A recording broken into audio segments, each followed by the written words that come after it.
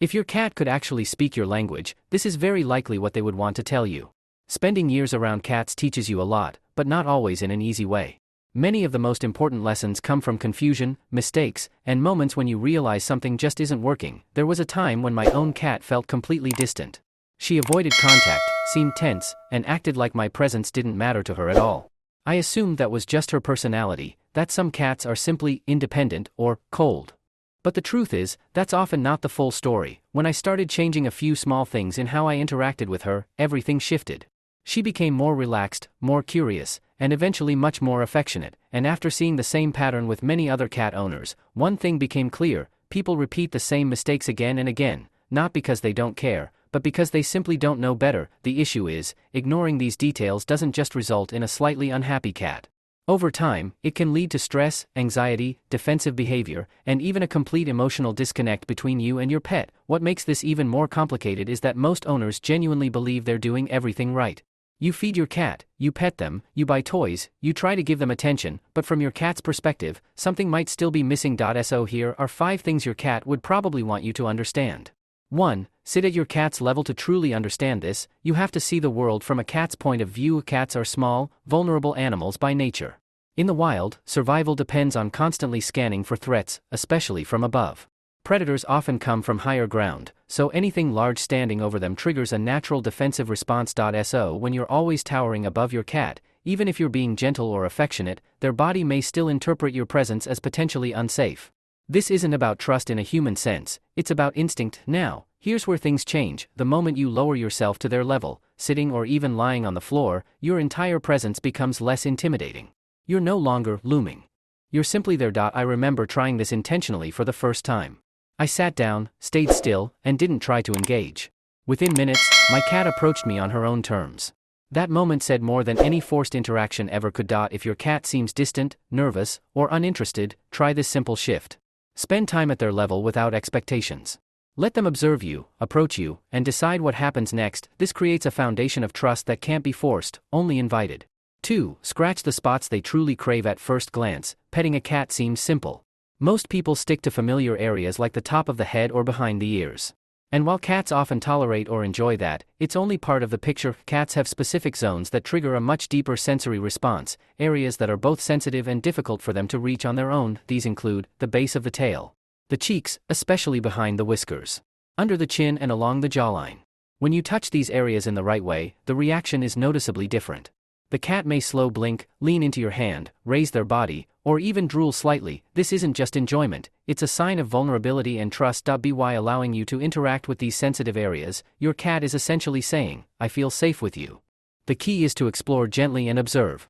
Don't assume, let your cat guide you. Pay attention to subtle reactions, body language, and feedback. Over time, you'll learn exactly what your cat prefers. 3. To speak in short, calm, predictable ways. Many people underestimate how much tone matters to animals. Your cat may not understand the literal meaning of your words, but they are extremely sensitive to how those words are delivered. Fast speech, loud tones, or long, unpredictable sentences can feel chaotic to a cat. It creates an atmosphere that's hard to read and therefore harder to trust. Cats, by contrast, communicate in short, controlled signals, whether it's a brief meow, a glance, or a flick of the tail. Their communication is minimal but intentional. When you start speaking in a similar way, short phrases, calm tone, consistent rhythm, you align more closely with how they naturally interpret the world. For example, "Come here. Good cat. It's okay." Spoken slowly and softly, these phrases feel safe and predictable. Many owners feel like their cat ignores them, but often it's just a mismatch in communication style. Once you adjust your tone and pacing, you may notice your cat becoming more responsive, looking at you more often, approaching you, or even vocalizing back. It's not about language, it's about emotional clarity. 4. Offer food from your hand. Occasionally feeding is one of the most important interactions you have with your cat, but the way you do it matters more than you might think. When you place food in a bowl, your cat associates you with care. But when you offer food directly from your hand, the association becomes much stronger and more personal. From your cat's perspective, this creates a deeper connection. You're not just providing food, you're directly involved in the act of survival. Even scientific observations suggest that cats develop stronger trust responses when they occasionally receive food from a human hand rather than only from a bowl. You don't need to change your entire routine, just occasionally, offer a treat or a few pieces of kibble. Keep your hand relaxed and non-threatening. Allow your cat to approach at their own pace. This small act builds trust gradually but powerfully. Over time, your presence becomes associated not just with comfort, but with something essential and reliable. 5. Let them complete the full hunting cycle. Play is not just entertainment for a cat, it's a biological need. However, many play sessions are incomplete. People move a toy around, the cat chases it briefly, and then loses interest.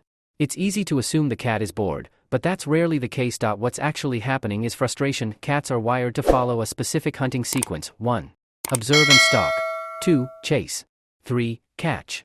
4. Secure and kill. If the final stage never happens, the cat's brain doesn't register closure. The energy builds but doesn't resolve. Over time, this can lead to restlessness, irritability, or even aggressive behavior. To fix this, adjust how you play. Allow your cat to catch the toy. Let them hold it, bite it, and kick it. Slow the toy down instead of pulling it away constantly. End the session after a successful capture. You'll notice a clear difference. Instead of walking away tense or overstimulated, your cat will seem calm, focused, and satisfied. That's the result of a completed instinctual cycle, something every cat needs regularly.